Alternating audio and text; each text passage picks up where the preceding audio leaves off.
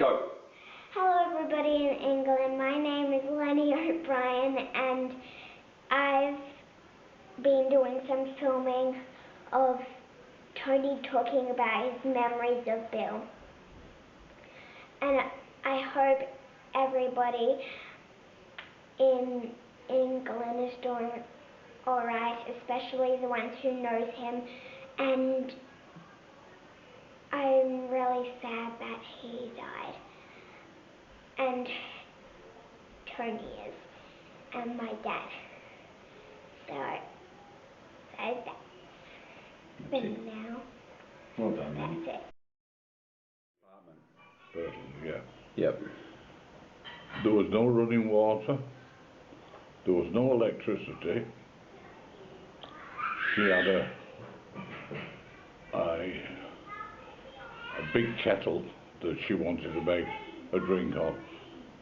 But my mother had never, ever lit a fire in her life because where she was brought up in Manchester, they had gas. I think I might have been 2.5, and Bill was 3 years older than me. And I can remember, this is my very, very first memory, and this is what really breaks my heart. Billy was moaning to my mother while she was trying to get this fire lit, and no matter what she did, it kept going out. And all she wanted to do, make a cup of tea and warm something up for us to eat. We'd had nothing to eat for about 12 hours. And there were Vincent, Billy, Tony and Danny. Danny was just a baby in arms at the time, so that gives you some idea of how hard it was for her. And Billy was standing by my mother.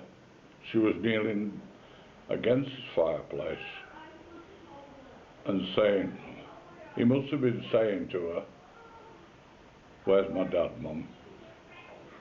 And she said, "For Christ's sake, Billy, get it through your head, once and for all, that your dad's not coming back.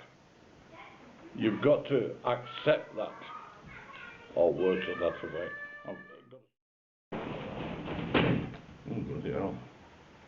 Well, I wouldn't have missed it for anything, to be honest with you, because it was the most exciting time of our lives with me and Billy, and Vincent thoroughly enjoyed it. We formed Don't take well, there were no lollies, as you like to call them now. You had a ration book.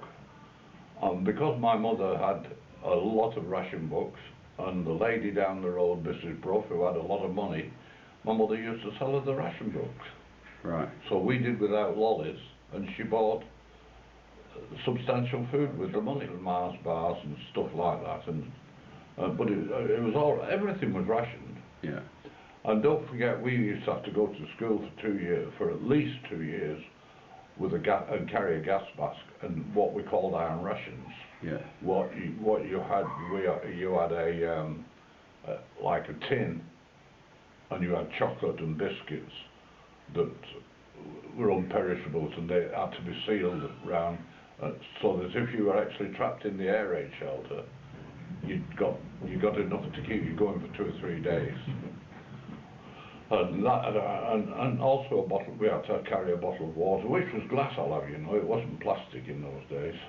Yeah. And yeah, it's things like that that stick in the memory.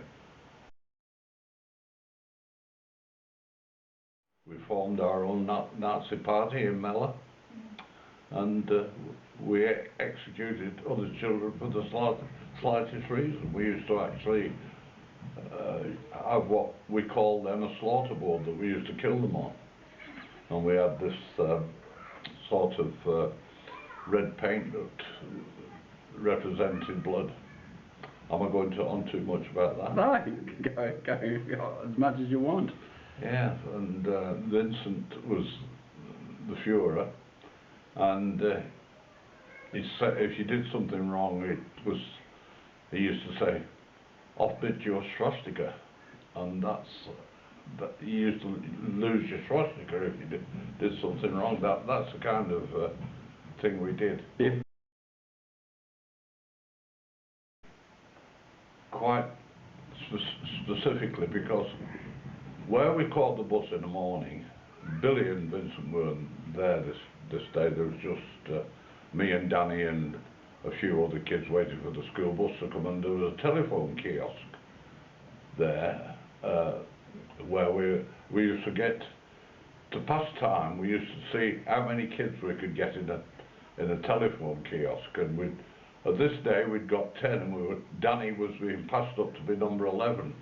And this boy, this was the 6th D-Day, John Chadwick came running round the corner, who lived just a bit further down with us, to tell us that the troops had landed in Normandy, and John Critchlow said to him, "Why don't you fuck off, Chadwick? Can't you see we're doing something important here?" And we did get 11 people in that telephone booth that day. That was some achievement. Does that record stand, do you think? I don't know whether it stands. In the memory. And we used to, when the sirens went, all the school used to have to go and sit in these air raid shelters. And when we went back there, you know, to Vincent's funeral, the vicar that was at that church met us on this green lawn, and she said, did you go to this school here? And I said, yeah. And I said, right where you're standing there now was where the air raid shelters were. She said, really? I didn't know that. And so she looked up in the archive and she could find, are you sure? I said, I'm positive. Tell your audience. Well, about 50 years after the war, some bloke wrote this article about Mellor Baths, which was used as a first station during the war. And they never had one single casualty there. And Billy was a casualty there because he was in the bedroom where he shouldn't have been, and the bomb dropped over the road and all the glass flew out and one hit him there, and he had to have 23 stitches in his head and that wasn't recorded in there. He'd be very proud of that though. He'd be very proud of that though, wouldn't he? Oh yeah, he's still got the scar there. He did. I went through my life trying to avoid getting into punch-ups. Billy was disappointed if he didn't get into one. You want me to go on with this with Billy? Well, he had some faults as well, you know. What faults? I got a job in Marple as apprentice motor mechanic, and I was bloody hopeless at it. I had no interest in it whatsoever. All I wanted to be was around animals, but my mum said, this was the best thing for you. You go and be a motor mechanic.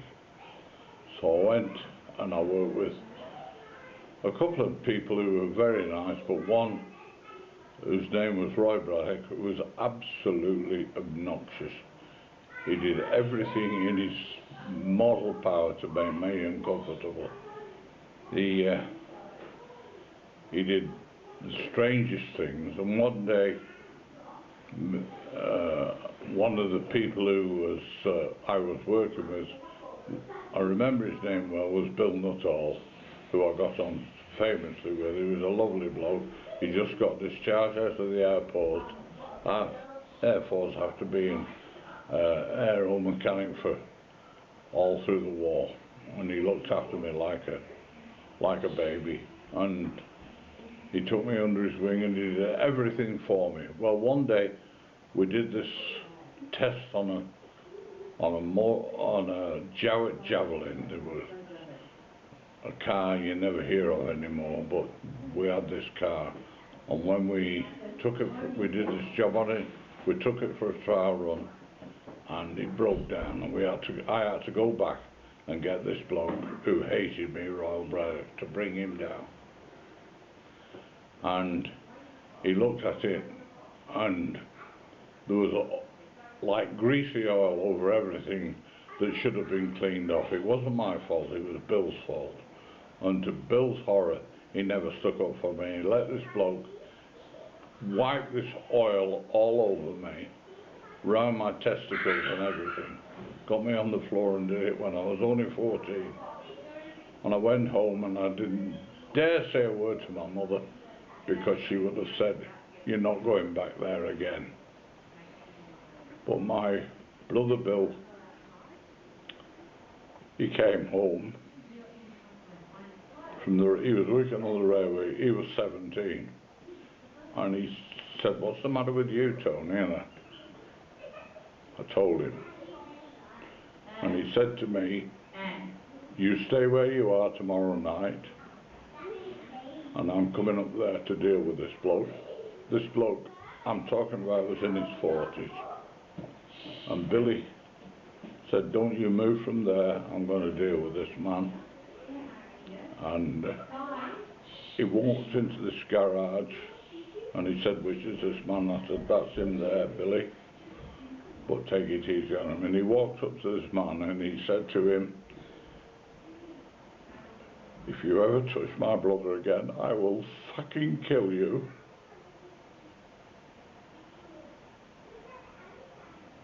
That's it, I can't go on anymore. So she's got to find out about that. So, how old was Bill at the end of the war? Billy would be 14. At the end of the war? Yeah.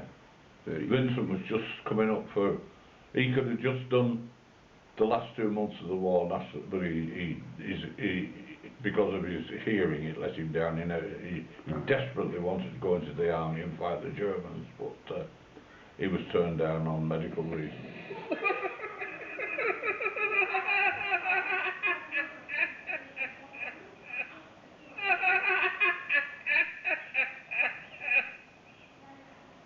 And now for something completely different.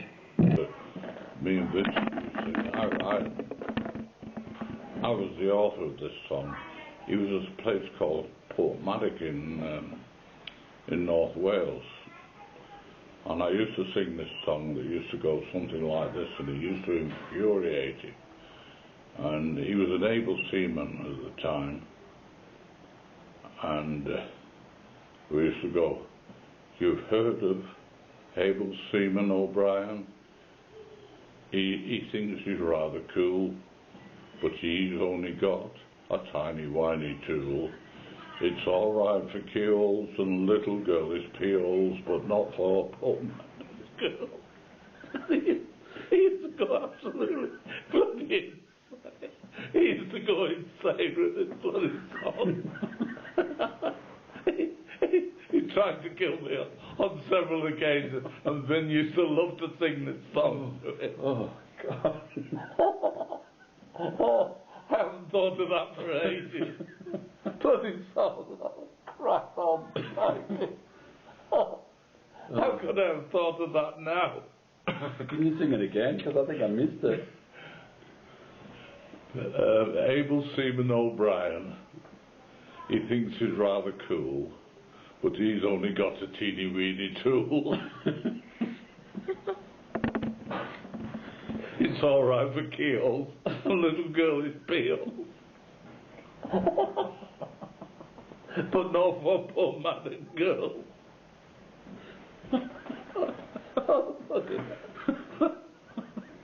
No wonder he got upset.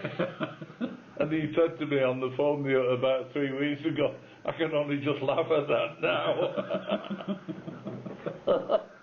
Oh, God. Oh, that's funny. Don't you show that to anybody else. Don't show it to his kids, for Christ's sake. Can you remember when Sheena and Tony and Ian were born? Yeah, I remember quite clearly when Tony was born. He was born. This was Hollywood. Hollywood. Now, say something nice about Tony, your grandparents. Gee, it's dark in here, isn't it? Tony. And I'm not twisting your arm. Say Tony is not. Come here, Sebastian. Get in the picture. Get between my legs at the front and back. Don't know. Get between my legs, then you're not blocking.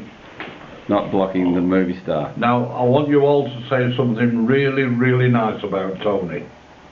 Tony's so cool. You say something about Tony, Sebastian, and I want the truth. I like you, Tony.